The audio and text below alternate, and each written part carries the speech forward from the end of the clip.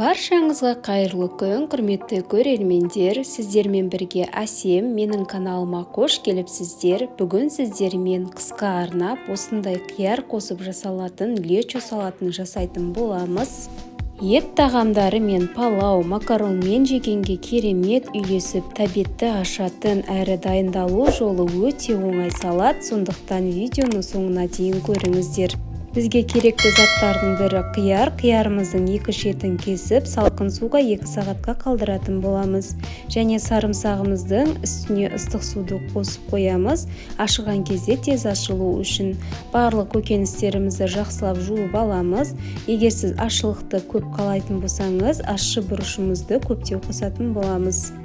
Ең алдымен қызанақтарымызды кесіп аламыз, езілуге ыңғайлы етіп. Егер сізде блендер болмаса, ет тартқыштың өткізіп алсаңыз болады. Қызанақты таңдағанда етті, тәтті, қаттысын таңдаған жөн. Сонда салаттарымыз қою, әдемі болады. Қайнататын ыдысымызға салып, барлығын қызанақты езіп алатын боламыз. Мен блендердің көмегімен езіп жатырмын. Егер сіздерде ет тартқыш болатын болса, содан өткізіп алсаңыздар да болады. Қызанағымызды жақсылап езіп алғаннан кейін газ отымызға қойып, толық қайнағанын күтетін боламыз. Ал қалған көкөністерімізді турап аламыз. Бірінші қиярымыз 2-ге бөліп, орта қалыңдықта тураймыз. Қиярымызды тураған кезімізде жұқа етіп қоймаңыздар, ол қазір қайнау барысында езіліп кетуі мүмкін. Сол үшін орташа қалыңдықта турағанымыз жақсы. Ал ары қарай, егер сіздің сарымсақты бүтіндей болғанын қаламасаңыз, онда ет тартқыштан немесе теркадан өткізіп алсаңыз болады. Маған тураған ыңғайлы және ұнайды, сондықтан мен барлығын турап шықтым. Әрі қарай енді аскөктерімізді және қызыл бұрышымызды турайтын боламыз.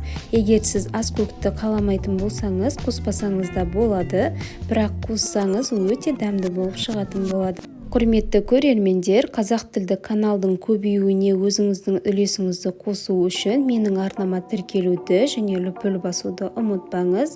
Енді біз 15 минут қайнаған қызанағымыздың үстіне қиярымызды салып, тағы да 15 минутқа қайнататын боламыз. Біздің қызанағымыз осылай көпірігі шықты, оның алудың қажеті жоқ. Барлығын араластырып жіберетін боламыз. Орташа отта қайнайды. Ары қарай енді біз тағы да қиярымызды салып 15 минутқа қайнататын боламыз. Қиярымызды қызанағымыздың үстіне жақсылап біріктіріп араластырып аламыз. Одан кейін бетін жауып 15 минутқа тағы да орташа отта қалдыратын боламыз.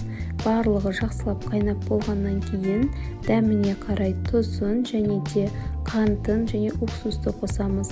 Мен видеода көрсетілмей қалды, сол үшін описание бөліміне жазып қалдырып кететін боламын. Және де сарымсағымызды қосып, тағы да 10 минутқа қайнатамыз. 10 минут қайнағаннан кейін аскөгімізді салып, және де қызыл бұрышымызды және сұйық майымызды құямыз. Барлығын тағы да 10 минутқа орташа отта қалдырып қайнатамыз.